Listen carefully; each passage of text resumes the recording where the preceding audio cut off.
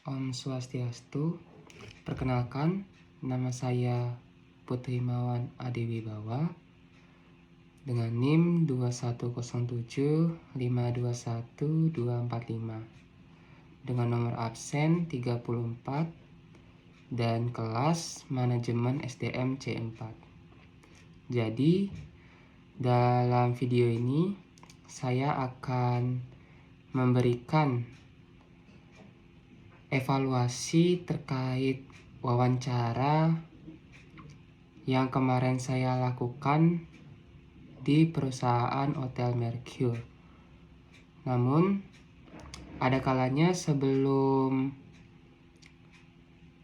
masuk ke dalam penjelasan terkait dengan perusahaan Hotel Mercure ini sendiri, mungkin saya akan menjelaskan ulang lagi terkait dengan apa itu sebenarnya dari proses seleksi dan tentang evaluasi dari seleksi sendiri dan tahapan-tahapannya. Jadi mungkin agar kita bisa lebih mengerti terlebih dahulu tentang apa sih sebenarnya itu seleksi, kemudian disertai dengan penjelasan-penjelasannya, sehingga apabila kita sudah mengerti dengan atau bisa dibilang mengerti dengan materi yang seleksi ini, maka kita bisa melanjutkan kepada evaluasi dari hasil yang wawancara pada perusahaan Hotel Catur ini sendiri. Baik, pertama-tama saya akan menjelaskan terlebih dahulu tentang bagaimana sih atau apa itu sebenarnya dari seleksi itu sendiri, dan nanti saya juga akan menjelaskan tentang tahapan-tahapan seleksi dan tentang mengapa seleksi sangat penting dan lain-lain sebagainya yang tercantum itu ada buku Mondi. Nah, tanpa berlama-lama lagi, mungkin saya akan menjelaskan tentang proses seleksi terlebih dahulu. Nah, mungkin saya akan beralih pada yang pertama tentang penjelasan dari proses seleksi. Namun sebelum masuk ke dalam proses seleksi, tentang penjelasan atau definisi dari proses seleksi ini sendiri menurut buku Mondi, mungkin saya akan menjelaskan tentang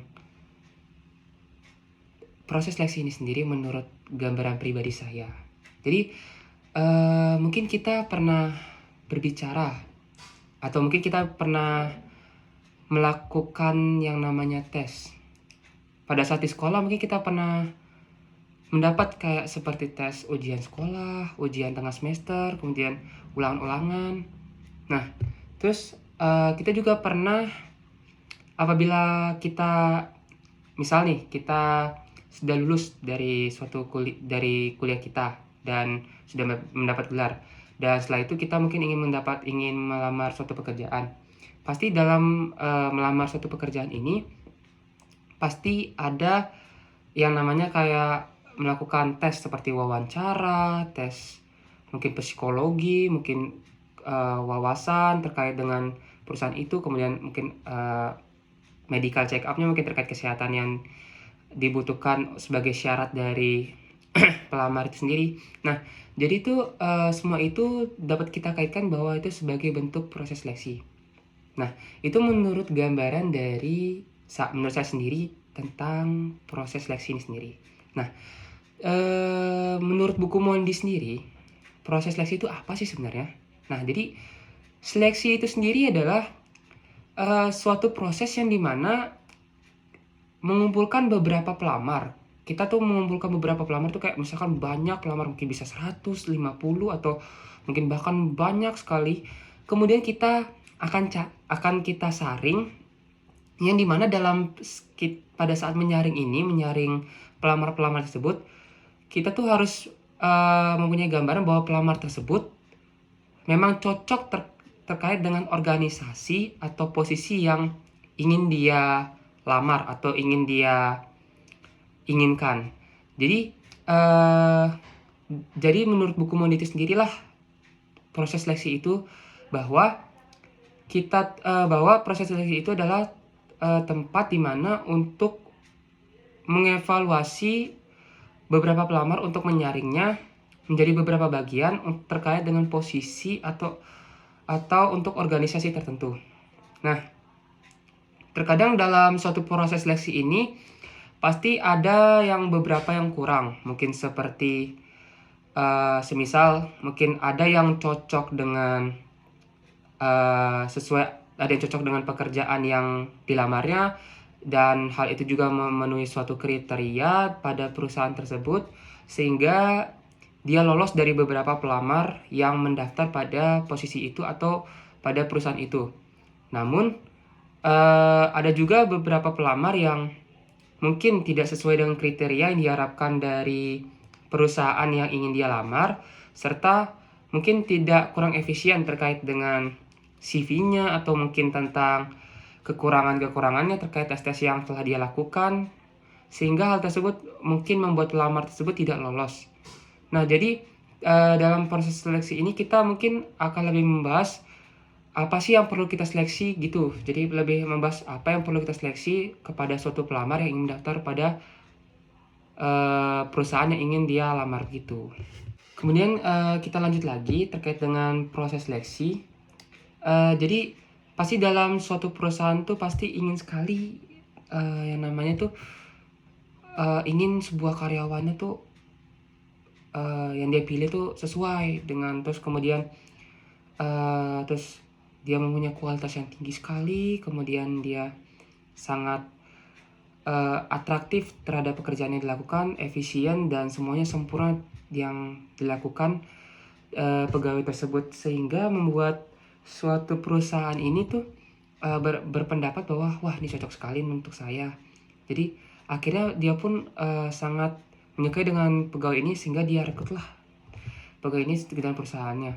Kemudian biasanya juga dalam suatu perusahaan mereka biasanya juga memilih suatu pegawai yang mungkin memiliki kualitas yang tinggi serta mungkin kuantitas yang baik juga dalam suatu perusahaan itu berdasarkan dari daftar gaji mereka, atau mungkin bisa bilang dari daftar peringkat yang ada dalam perusahaan mereka.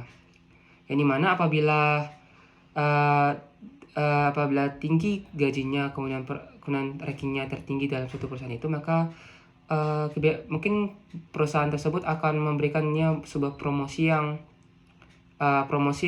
seperti kayak kenaikan jabatan atau mungkin bonus dan lain-lain sebagainya.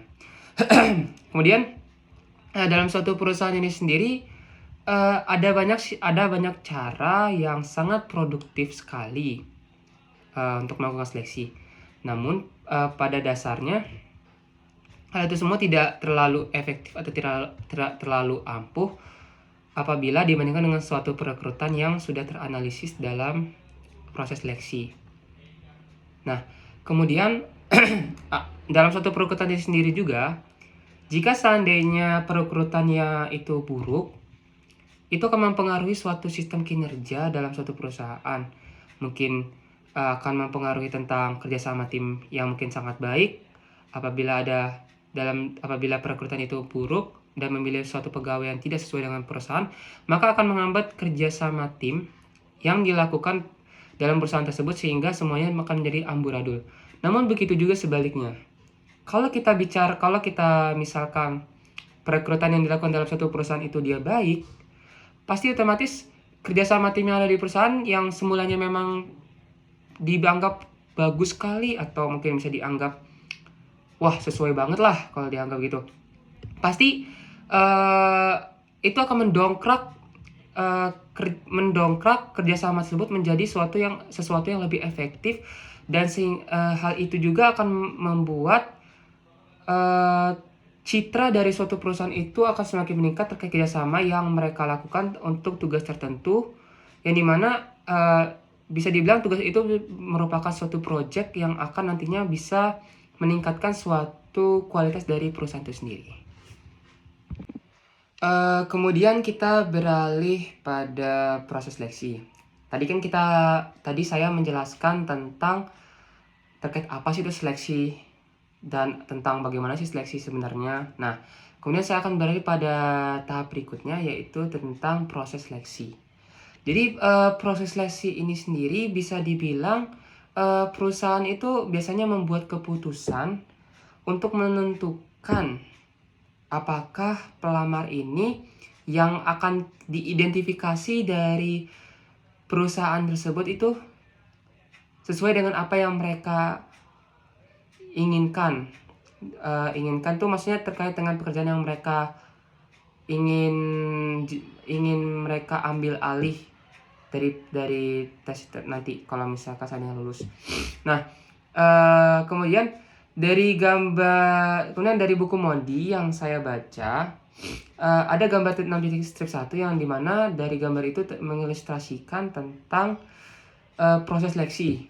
Nah, namun dari gambar tersebut tidak juga semua perusahaan tuh mungkin akan melakukan proses seleksi yang sama dengan proses seleksi dari gambar 6 strip 1 dari buku Mondi itu sendiri. Terkadang kita bisa tahu juga setiap perusahaan tuh pasti memiliki proses seleksi yang berbeda-beda, tidak semuanya sama. Mungkin kalau di perusahaan satu ada tes wawancara, mungkin tes wawancaranya misalnya ada 2 kali lah. Terus di perusahaan yang satu lagi dia tes wawancaranya 1 kali, namun ada tambahannya tuh berbeda, yaitu seperti tes psikologi lah atau tes wawasan terkait dengan perusahaan yang dia lamar. Jadi contohnya seperti gitu. Nah, kemudian dari proses seleksi ini sendiri biasanya itu lebih membahas tentang tahapan-tahapan. Tahapan-tahapan itu seperti apa sih? Maksudnya tahapan dari awal sampai ke atas terkait dengan proses seleksi dalam suatu perusahaan. Nah, tahapan pertama tuh biasanya tentang penyaringan awal. Kita misalkan nih ada banyak sekali pelamar, terus terus habis itu perusahaan itu akan menyaringnya itu maksudnya diambil beberapa bagian aja. Nah, setelah semua yang lolos dari penyaringan ini, mereka akan melaju ke tahap selanjutnya, yaitu seperti memeriksa tentang latar belakang mereka, atau misalkan lebih mengarah pada seperti kayak mengecek resume mereka terkait apa sih, mungkin dia pendidikannya di mana, mungkin lulusan apa, terus ingin mendaftar sebagai apa dalam perusahaan tersebut. Nah, contoh seperti begitu. Kemudian apabila lolos lagi, mereka akan naik ke tahap selanjutnya, yaitu seleksi dari perusahaan itu sendiri. Nah, seleksinya ini sendiri mungkin bisa dibilang seperti proses wawancara. Mungkin proses wawancaranya mungkin ada 2 tahap ya. Mungkin misalkan proses wawancara pertama tentang apa sih dengan diri mereka. Terus tahap kedua mungkin menjelaskan tentang apa yang mereka ketahui tentang perusahaan tersebut. Contoh seperti itu. Atau mungkin bisa dibilang mereka ingin membahas tentang tes psikologi yang seperti tadi saya bilang, atau mungkin tes wawasan terkait perusahaan. Contoh seperti itu aja. Setelah lolos lagi, mereka akan mengikuti yang namanya prakerja. Kemudian latar belakang mereka tuh akan dicek lagi, yang dimana hal itu akan dijadikan referensi pada perusahaan, sehingga perusahaan tahu, oh, pelamar yang ini misalkan yang pada lolos kemarin, oh seperti begini, pelamar yang selanjutnya seperti begini, contoh seperti begitu. Nah, apabila lolos lagi, mereka akan beralih ke tahap selanjutnya, yaitu medical check up. Mungkin medical check up ini bisa diibaratkan kayak pemeriksaan seluruh tubuh kita gitu. Pemeriksaan dari badan, dari atas kepala sampai bawah kaki.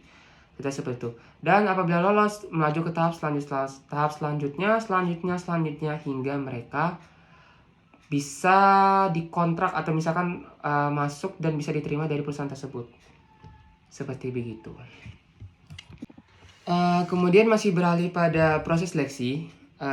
Proses seleksi ini sendiri apabila pelamar ini biasanya bisa saja ditolak atau mungkin dia bisa atau boleh mengundurkan diri dari proses seleksi itu sendiri dalam suatu perusahaan.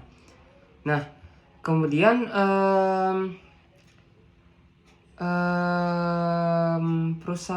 kemudian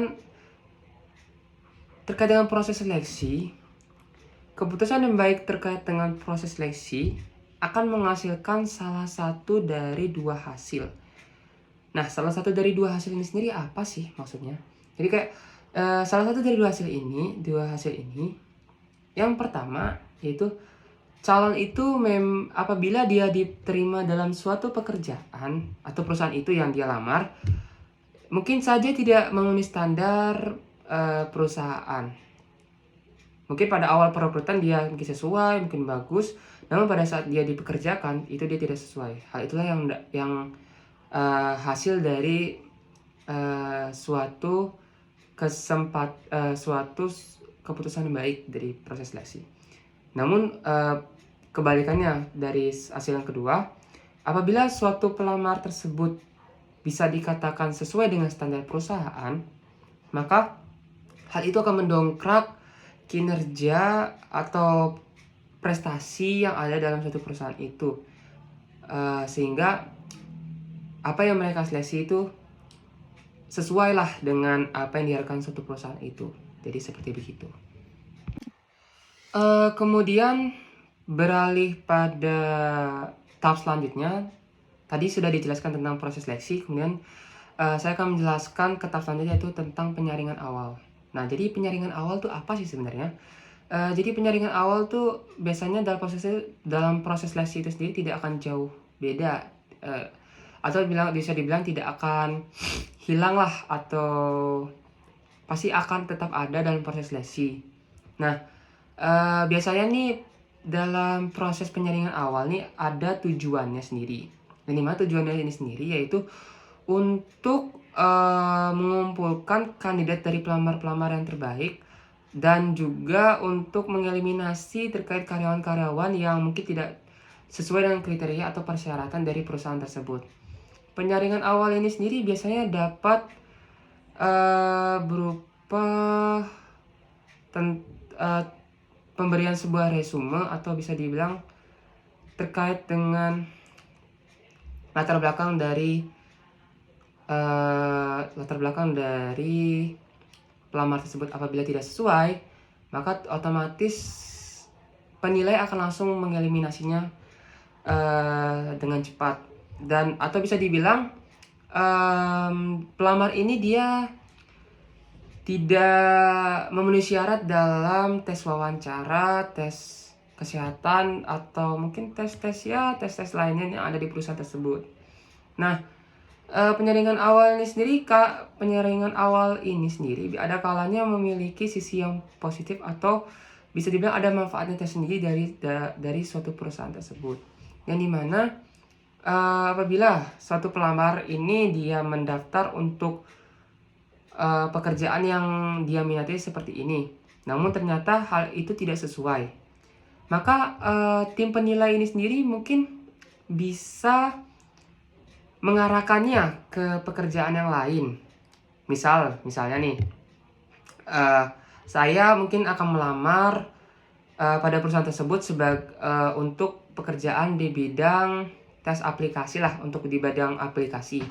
Namun ternyata saya itu tidak, menurut juri atau tim penilai itu sendiri, ternyata saya tidak sesuai. Dia mengatakan bahwa saya tidak sesuai, dan saya itu sangat tidak cocok terkait dengan itu. Kemudian penilai akan mengarahkannya ke pekerjaan lain, misal kayak di bidang penelitian atau pengembangan. Jadi seperti itu. Jadi kayak misalkan, kamu nggak cocok di seperti ini nih, misalkan kamu ingin daftar apa, pada saat dibacakan nilainya dia tidak sesuai, namun pada saat dia lihat nilainya itu mungkin bisa cocok dengan pekerjaan yang masih ada lowongan lainnya, seperti misalkan tadi bisa dipindahkan ke bidang penelitian atau bidang pengembangan terkait perusahaan itu, atau mungkin dan lain-lain sebagainya. Contohnya seperti itu. Nah, kemudian masih terkait dengan proses penyaringan awal sendiri. Jadi dalam proses penyaringan awal ada jenis penilaian yang dimana tidak hanya berguna bagi perusahaan itu sendiri, namun biasanya berguna untuk efektivitas dari proses rekrutmen atau proses seleksi suatu perusahaan. Jadi maksudnya apa sih? Jadi maksudnya itu seperti kadang-kadang dalam suatu perusahaan itu biasanya memberikan tes singkat yang dimana tes singkat ini diharapkan mampu untuk mengetahui apakah pelamar ini cocok untuk melanjutkan proses seleksi selanjutnya atau tidak. Jadi kayak misalnya seperti tes di bidang pekerjaan penjualan, ada tes yang dimana tes penjualan secara singkat, yang dimana dalam tes ini diharapkan bahwa para pelamar yang ingin mendaftar pada pekerjaan tersebut bisa diketahui oleh juri atau penilai agar mereka tahu bahwa mana sih yang memang memiliki bakat atau niat pada bidang penjualan tersebut, atau mana sih yang tidak niat atau mungkin hanya ingin mengikuti-ikuti aja dan memang tidak sesuai dengan apa yang diharapkan dari perusahaan tersebut. Kemudian dari situlah bahwa para penilai atau juri tuh akan tahu yang mana sih pelamar yang memang sesuai untuk bisa melanjutkan ke proses selanjutnya, atau pelamar yang harus digugurkan pada saat itu juga, yang dimana mereka tidak sesuai dengan kriteria. Jadi dengan adanya tes secara singkat ini diharapkan bahwa ada nilai tambah atau nilai positif pada perusahaan tersebut, sehingga perusahaan itu akan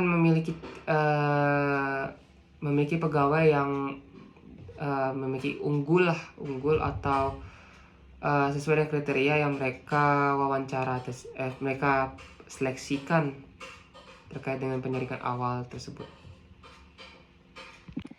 Nah, kemudian kita beralih pada tahap selanjutnya, yaitu tentang review aplikasi dan review resume. Nah, jadi dalam proses ini biasanya tuh dalam suatu perusahaan tuh biasanya apabila memiliki kandidat yang baik dan kandidat sesuai itu biasanya merupakan langkah awal dalam proses seleksi. Jadi dalam dalam proses ini juga biasanya proses ini biasanya mendahului atau kadang-kadang bisa samalah dengan penjaringan awal seperti sebelumnya tadi yang dijelaskan. Jadi dalam proses seleksi ini sendiri memiliki kegunaan yang dimana apabila kita mengevaluasi para pelamar tersebut dengan menggunakan review aplikasi dan review resume itu biasanya diharapkan bahwa apa yang mereka masukkan data tersebut pada aplikasi tersebut, atau pada untuk data dari aplikasi, data untuk pelamar kepada perusahaan tersebut yang ingin mereka pekerjakan, biasanya apabila sesuai mungkin akan cocok dalam satu pekerjaan yang mereka lakukan, atau juga pada penyelesaiannya juga biasanya tidak tergantung pada suatu manajemen atau perusahaan-perusahaan yang berlaku di proses seleksi tersebut. Nah, kemudian kita beralih pada informasi yang penting terkait dengan proses seleksi pada review aplikasi dan review resume. Jadi biasanya dalam hal ini tuh para kebanyakan perusahaan tuh biasanya lebih mencukupkan pada resume saja.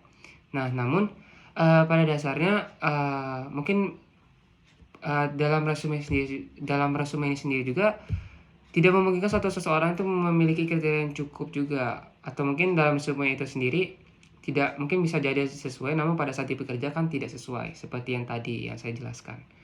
Nah, jadi perlu kita di sini diharapkan bahwa dalam suatu perusahaan itu perlunya adanya aplikasi yang lengkap, ini mana hal ini dapat membantu pekerjaan pada perusahaan terkait dengan pelamar yang mendaftar terkait pekerjaan yang dia ingin daftarkan pada perusahaan tersebut. Kemudian lanjut lagi terkait dengan review aplikasi dan review resume. Jadi biasanya informasi spesifik yang ada pada resume ini sendiri biasanya tuh berbeda-beda, atau bisa dibilang terkait dengan review aplikasi untuk formulir pada satu perusahaan untuk pelamar tuh biasanya berbeda-beda dari perusahaan satu ke perusahaan yang lainnya. Dan bahkan mungkin tidak ada yang sama terkait perusahaan yang satu dengan yang lainnya. Jadi aplikasi ini sendiri pada perusahaan ini untuk pelamar tuh biasanya terdiri dari nama, alamat email, kemudian riwayat pendidikan, dinas sebelumnya, kemudian riwayat pendidikan dan lain-lain sebagainya. Jadi mengapa diperlukannya resume seperti ini atau aplikasi ini? Nah, hal ini yaitu agar manajer pada perusahaan tersebut yang melakukan evaluasi terkait pelamar yang ingin bekerja pada perusahaan itu bisa membandingkan tentang lamaran lengkap yang mereka tuliskan dari tadi ya, seperti awal alamat, nama, kemudian riwayat pendidikan, riwayat rumah, riwayat lain-lainnya dinas militer sebelumnya dan lain-lain sebagainya. Bisa dibandingkan dengan deskripsi pekerjaan yang mereka daftar, dan dari situ akan dicocokkan apakah ada kecocokan ataupun tidak dari aplikasi yang mereka tulis itu sendiri atau dari resume yang mereka catat itu sendiri. Jadi terkadang dalam hal ini juga seringkali sulit. Mengapa begitu? Karena mungkin resume itu sendiri, resume atau deskripsi terkait dengan pelamar tuh terkadang terkadang apa yang mereka ingin daftar itu tidak sesuai. Biasanya tuh gitu. Kadang-kadang ada yang mungkin berbeda, ada yang mungkin sama.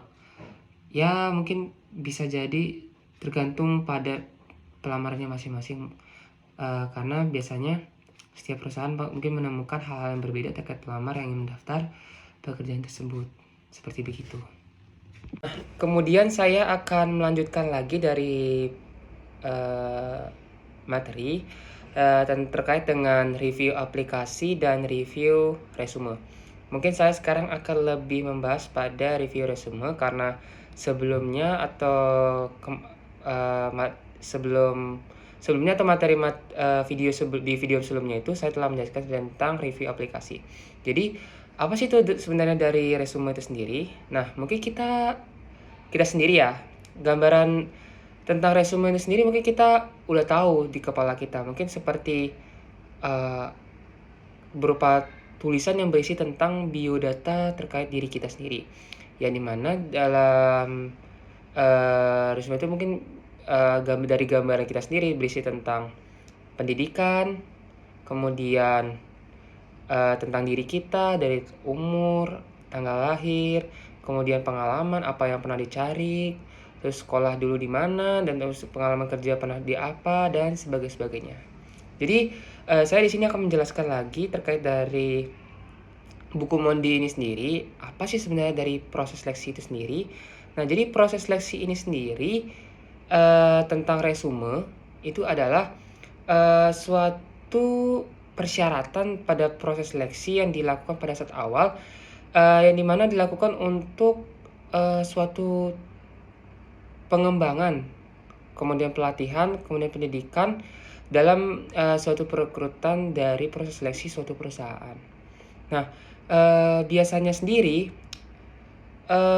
resume ini sendiri tidak hanya digunakan pada pelamar-pelamar yang profesional maupun manajerial SDM terkait proses seleksi yang mereka daftar. Namun, resume ini sendiri biasanya banyak sekali digunakan bagi orang-orang yang telah melamar pekerjaan pada perusahaan-perusahaan yang mereka inginkan. Jadi, kemudian terkait dengan resume sendiri, apabila kita mungkin seandainya mempunyai pengalaman kerja yang mungkin dulu lumayan lama, terus kemudian hal itu mungkin bisa membuat nilai positif bagi resume yang kita buat, biasanya itu akan menjadi hal yang berguna bagi pelamar nantinya pada saat ingin mencari pekerjaan. Namun pada hakikatnya eh, pada pada hakikatnya itu sendiri, biasanya para pekerja yang masih muda ini sendiri memiliki pengalaman yang sedikit pengalaman sedikit dibandingkan yang diharapkan pada perusahaan-perusahaan yang sebagai penilainya tersebut. Nah, biasanya dalam hal ini mereka akan dilayani tentang keputusannya. Mungkin mereka bisa diarahkan tentang apa sih yang cocok bagi mereka, walaupun resume mereka ternyata memiliki pengalaman yang sedikit. Jadi kayak mungkin diarahkan kemana, mungkin di bidang bagian apa, di departemen apa, kemudian sehingga dari hal tersebut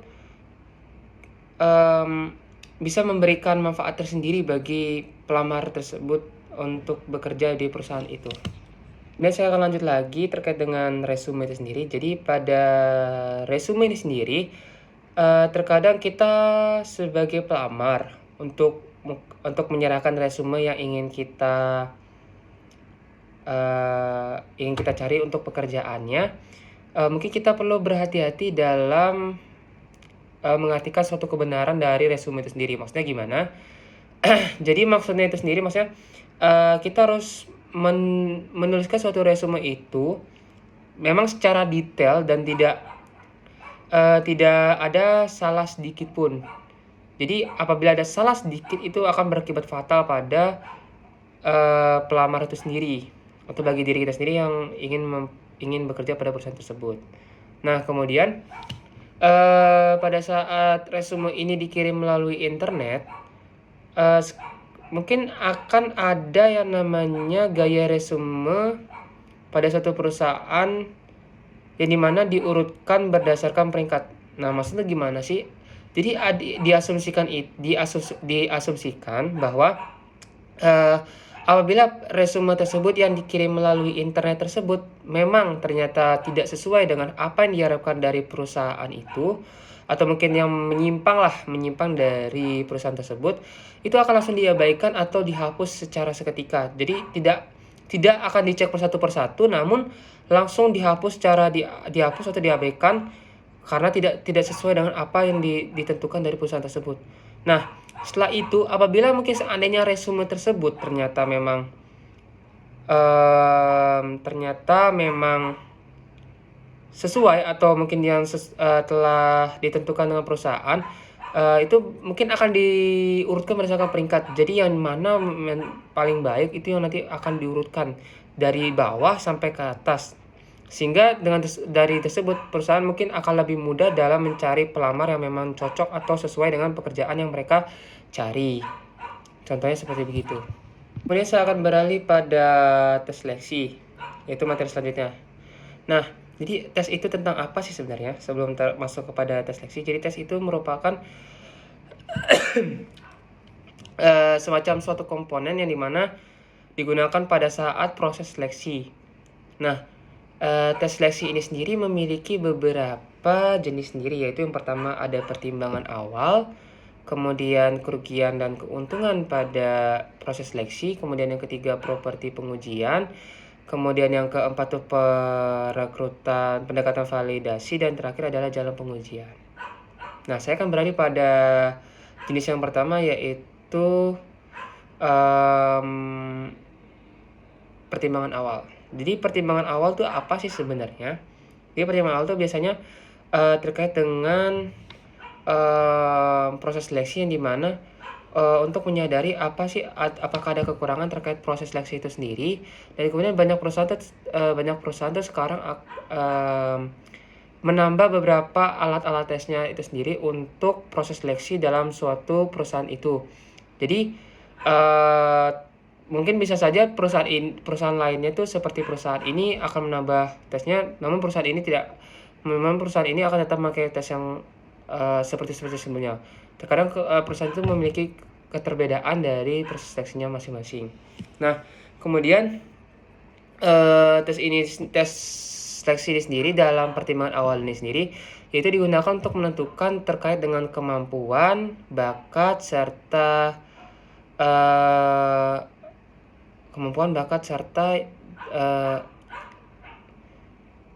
efektivitas dari pelamar itu sendiri, apakah dia memang sesuai dengan sesuai dengan apa yang diharapkan dari perusahaan tersebut ataukah tidak. Namun biasanya tes ini sendiri memerlukan evaluasi yang sangat lama, sehingga terkadang perlu banyak sekali waktu yang dibutuhkan dalam satu perusahaan tersebut, sehingga perusahaan itu akan bisa meminimalisir yang mana memang cocok sekali bekerja pada perusahaan tersebut dan mana yang memang tidak cocok sekali pada pekerjaan tersebut. Kemudian saya akan beralih pada keuntungan atau kerugian dari tes seleksi ini sendiri. Jadi dari buku Mondini sendiri, penelitian telah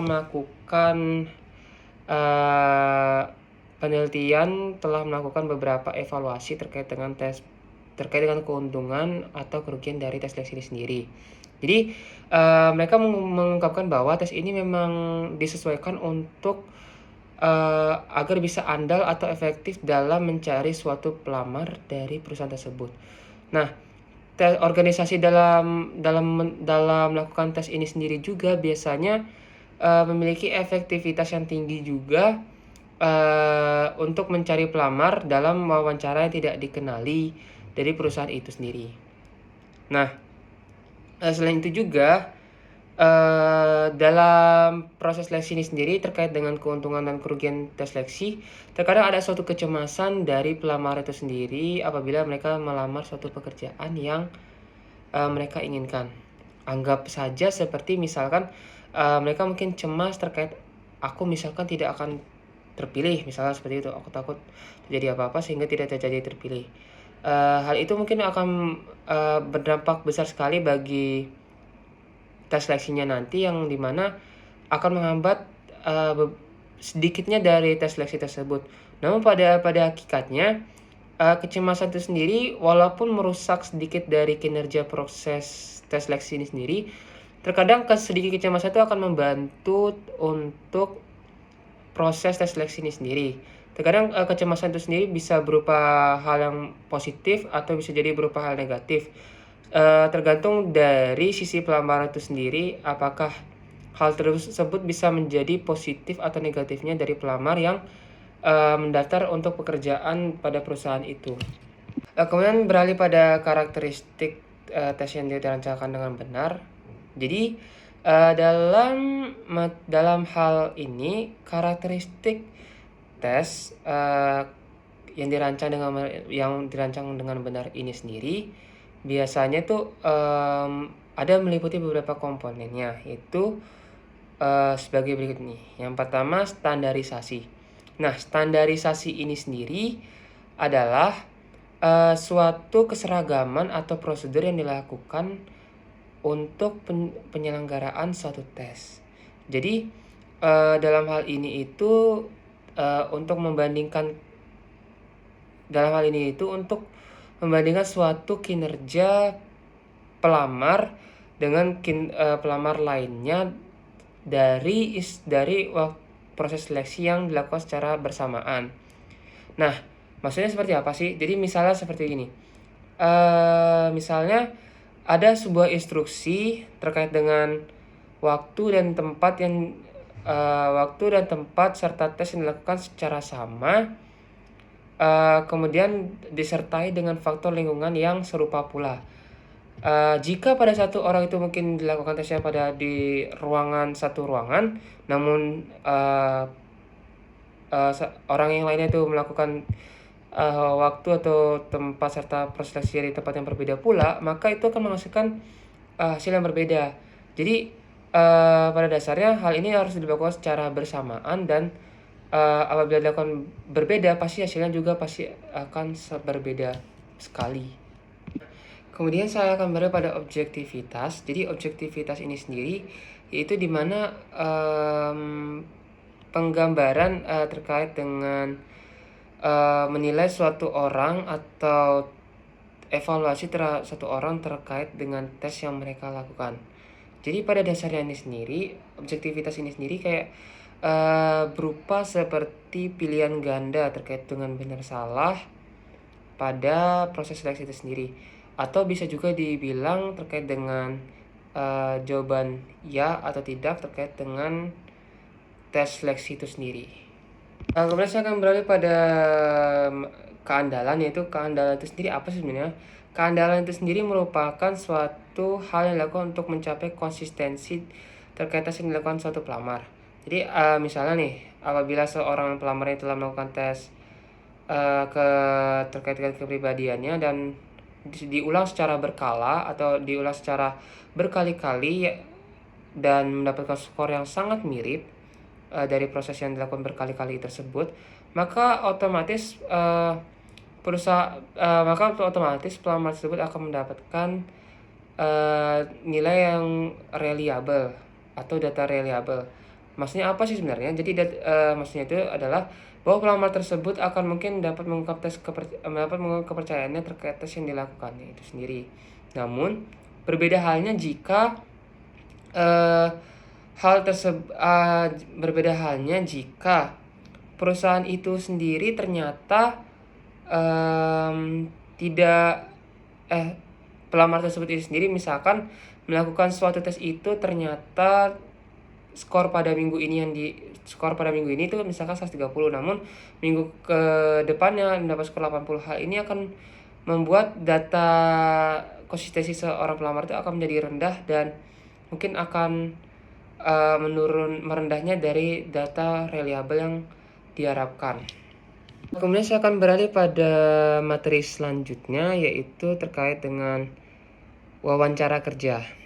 Jadi mungkin kita sebelum masuk kepada wawancara kerja ini sendiri, mungkin kita mempunyai beberapa gambaran terkait dengan wawancara. Mungkin wawancara dari gambaran kita sendiri, mungkin sebagai bentuk kayak bertukar informasi terkait dengan penguji serta peserta yang melakukan wawancara tersebut terkait entah itu suatu perekrutan, proses seleksi, atau mungkin terkait dengan orientasi dan lain-lain sebagainya. Nah, di sini saya akan menjelaskan apa sih wawancara terkait dengan dari buku Mondi ini sendiri. Jadi terkait wawancara ini sendiri dari buku Mondi. Jadi wawancara itu adalah suatu hal yang dilakukan dalam suatu proses seleksi di mana pelamar ini dan pewawancara ini dia akan melakukan bertukar informasi. Nah, pada dasarnya ini sendiri wawancara ini menjadi hal yang sangat valid sekali dalam proses seleksi untuk menentukan apakah karyawan ini memang sesuai untuk perusahaan yang ingin dia kerja pada perusahaan itu. Nah, kemudian pada faktanya itu sendiri juga terkait dengan wawancara kerja, terkait dengan pengadilan, keputusan suatu gugatan atau keputusan terkait hal-hal dalam pengadilan tersebut biasanya didasarkan pada suatu wawancara, namun hal tersebut biasanya menimbulkan suatu kecurigaan terkait dari pengadilan itu sendiri.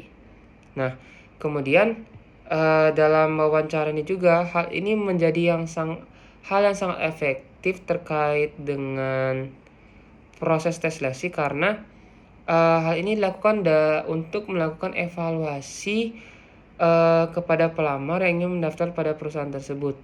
Dan memang pada dasarnya biasanya kebanyakan perusahaan yang ada di seluruh dunia, mungkin di luar Indonesia juga, rata-rata menggunakan wawancara ini sebagai metode yang sangat valid sekali dalam merekrut suatu pelamar, sehingga mereka tahu terkait apa sih sebenarnya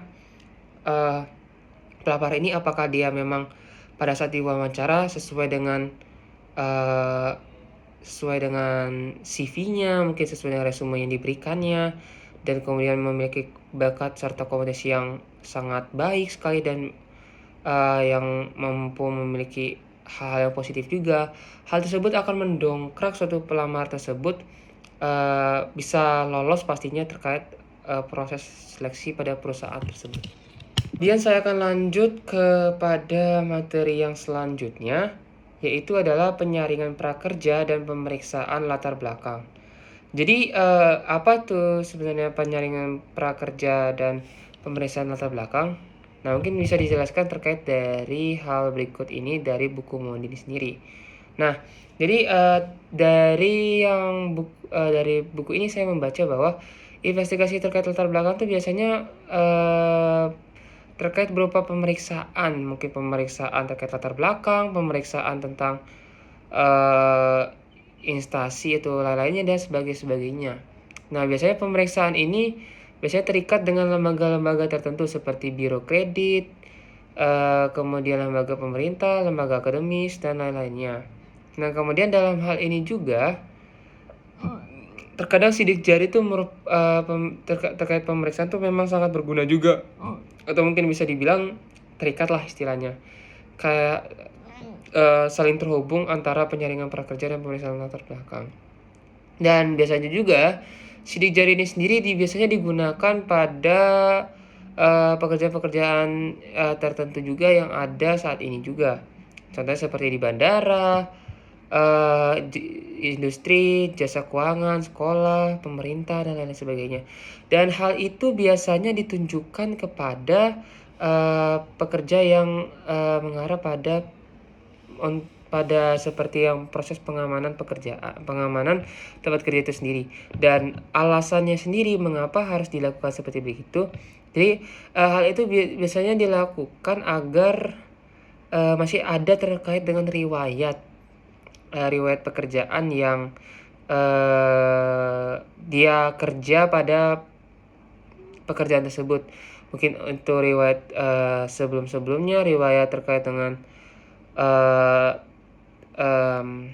kerja yang dilakukannya mungkin dari Senin sampai Minggu, terkait dengan apa yang kurang atau apa yang sesuai terkait dengan pekerjaan yang dia lakukan itu. Contohnya seperti begitu.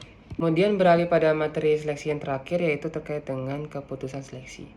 Jadi dalam hal ini proses seleksi itu sendiri pada manajernya apabila melakukan proses seleksi terkait dengan keputusannya itu harus memiliki keputusan yang sangat kritis, atau bisa dibilang pendapat yang kritis bagi seorang manajer itu sendiri. Maksudnya maksudnya gimana? Jadi maksudnya itu seperti keputusan yang sebenarnya. Jadi keputusan sebenarnya itu seperti apa? Jadi keputusan sebenarnya itu maksudnya kayak apabila manajer ini melakukan suatu proses seleksi dari suatu perusahaan itu, mungkin dia menginvestasikan ribuan dolar, bahkan ratusan juta dolar dalam melakukan proses seleksi, perekrutan, dan memilih suatu kandidat pelamar yang dipilih untuk karyawan. Maka manajer ini sendiri harus benar-benar sekali dalam memilih karyawan tersebut, atau memilih pelamar yang memang sesuai sekali dengan perusahaan itu sendiri, atau bisa dibilang yang sangat sesuai dengan ketentuan itu sendiri, ketentuan yang diberlakukan oleh perusahaan tersebut. Jadi agar perusahaan tersebut bisa mengembangkan kinerjanya, serta apa yang kurang-kurang terkait perusahaan tersebut bisa mendongkrak terkait dari pegawai-pegawai baru ini memiliki kompetensi yang sangat tinggi. Nah, biasanya juga pada proses seleksi ini juga terkadang masih ada proses seleksi hingga tahap akhir, yang dimana pada tahap akhirnya sendiri masih dievaluasi terkait dengan proses tes seleksi, kemudian wawancara, tes seleksi, dan lain sebagainya. Nah, kemudian pada dasarnya itu juga, atau pada hakikatnya, pada proses seleksi yang terakhir ini biasanya manajer pada suatu perusahaan itu akan memiliki tanggung jawab yang sangat besar pada penentuan akhir tersebut. Jadi dia tuh akan memilih metode yang akurat terkait proses seleksi yang terakhir itu, agar pelamar tersebut memang benar-benar sesuai sekali dengan apa yang diharapkan dari perusahaan tersebut, Dan pelamar yang memang sudah terpilih dan sesuai dengan kompetensi yang diharapkan dari perusahaan tersebut akan mendongkrak atau meningkatkan citra dari perusahaan itu sendiri. Nah, itu tadi saya telah menjelaskan terkait dengan apa sih itu terkait dengan seleksi dan proses seleksi serta bagian-bagian dari proses seleksi ini sendiri sebelum saya berpindah pada evaluasi yang saya lakukan terkait wawancara pada salah satu perusahaan di Bali, yaitu perusahaan Hotel Mercury itu sendiri. Nah, hal tersebut mengapa saya lakukan karena agar kita bisa mengerti dulu apa terkait seleksi dan mungkin bisa menghubungkan apakah ada keterkaitan nanti pada saat evaluasi wawancara yang saya lakukan kemarin pada perusahaan Hotel Mercury sendiri, apakah ada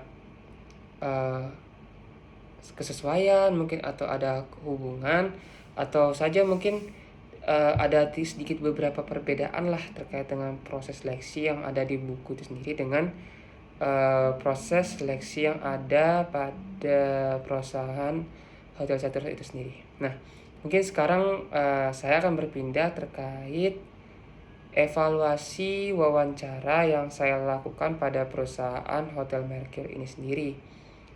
Nah, yaitu perusahaan Hotel Mercury ini sendiri yang saya lakukan wawancara, lebih tepatnya ini cabangnya pada di Kuta Selatan yang dekat sekali dengan Mall Beach Walk, dan reputasi dari perusahaan Hotel Mercury sendiri memang dibilang sangat baik sekali karena memang banyak sekali para turis yang datang ke sana dan memang banyak sekali kemenarikan terkait dengan perusahaan Hotel Mercury ini sendiri. Mungkin tanpa berlangsung lama lagi saya akan mengevaluasi ya terkait dengan perusahaan Hotel Mercury sendiri. Nah, mungkin sebelum masuk terkait dengan proses seleksi dari perusahaan Hotel Mercury sendiri, mungkin saya alangkah baiknya atau bisa dibilang mungkin lebih baik saya lebih menjelaskan terkait profil dari perusahaan Hotel Mercury sendiri. Mungkin biar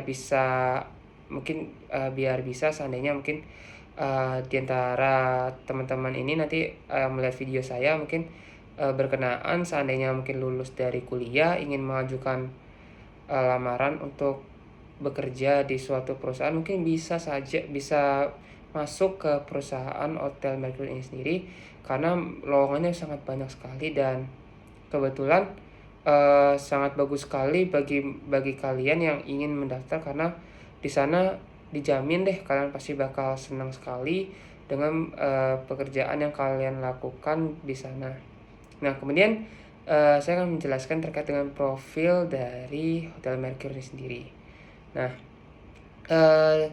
saya pada saat melakukan wawancara terkait dengan perusahaan Hotel Mercury ini di Kuta Selatan itu, saya melakukan wawancara kepada salah satu manajer sumber daya manusia pada perusahaan Hotel Mercury sendiri.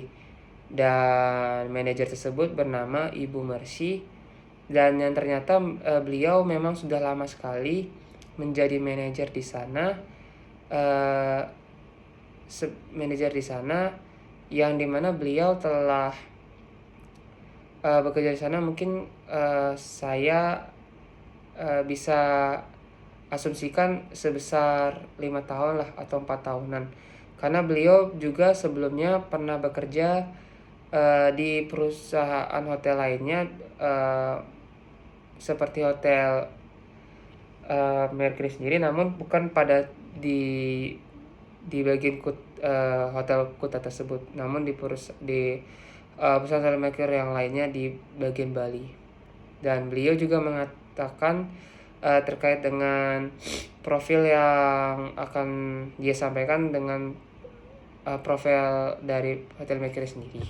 Nah, beliau menjelaskan terkait dengan profil Hotel Mercury ini sendiri, yaitu berdiri sejak tahun 2001.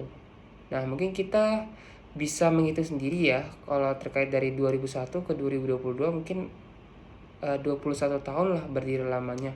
Dan itu kalau menurut saya pribadi memang tergolong sangat lama sekali. Memang sangat lama sejak berdirinya itu.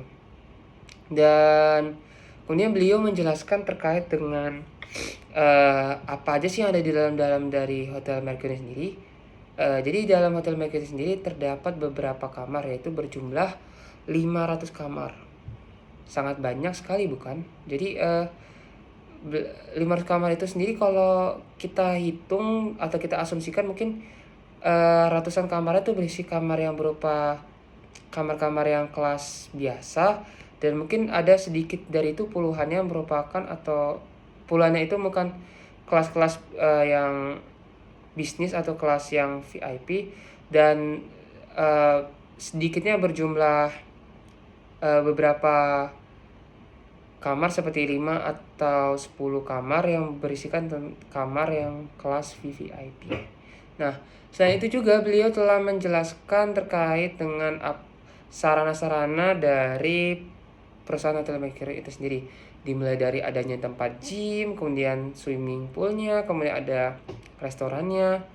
Dan saya pribadi pada saat saya melihat ke sana, jujur saya suka banget dengan pemandangan yang di sana, serta sarana-sarana yang di sana terkait dengan gym, kolam renang, dan restorannya. Dan kalau saya katakan memang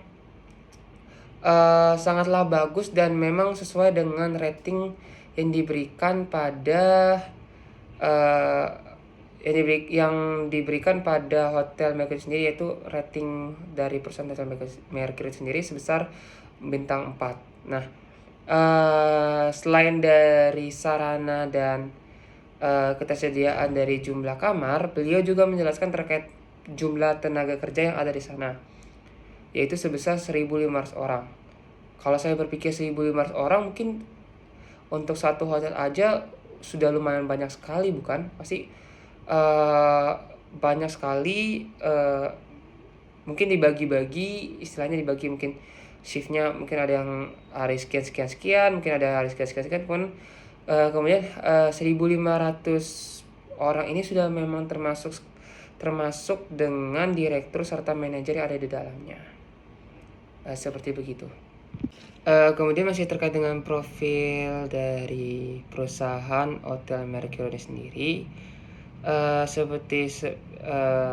tadi mungkin saya lebih menjelaskan pada perusahaan-perusahaannya terkait dengan apa yang ada dalam perusahaan tersebut. Tadi kan saya telah menjelaskan ada sebanyak 500 kamar pada Hotel Mercury sendiri. Terkait dengan kamar itu mungkin dibagi-bagi lagi pada tingkatan kelasnya, ini mana mungkin asumsi saya kamar tersebut mungkin ratusannya itu yang ratusan tersebut untuk kelas-kelas biasa dan sisanya untuk kelas-kelas atas. Dan kemudian dijelaskan lagi, beliau telah menjelaskan terkait dengan gymnya, swimming pool, serta restorannya. Nah, kemudian menjelaskan tentang kepegawaian yang ada pada perusahaan tersebut juga. Nah, mungkin saya akan melanjutkan lagi sedikit terkait dengan profil dari perusahaan Hotel Mercury ini sendiri. Bahwasannya dia juga menjelaskan, beliau juga menjelaskan bahwa perusahaan Hotel Mercury ini sendiri memiliki banyak sekali segudang prestasi. Mungkin prestasi dari karakteristik dari hotel sendiri, atau mungkin kelayakan dari suatu hotel itu sendiri, yang dimana mungkin terkait dengan prestasi yang dilakukan Hotel Mercury sendiri terkait dengan mungkin terbilang sebagai hotel yang bagus seluruh Bali, atau mungkin bisa dibilang hotel yang sangat akuntabel atau harmonis sekali bagi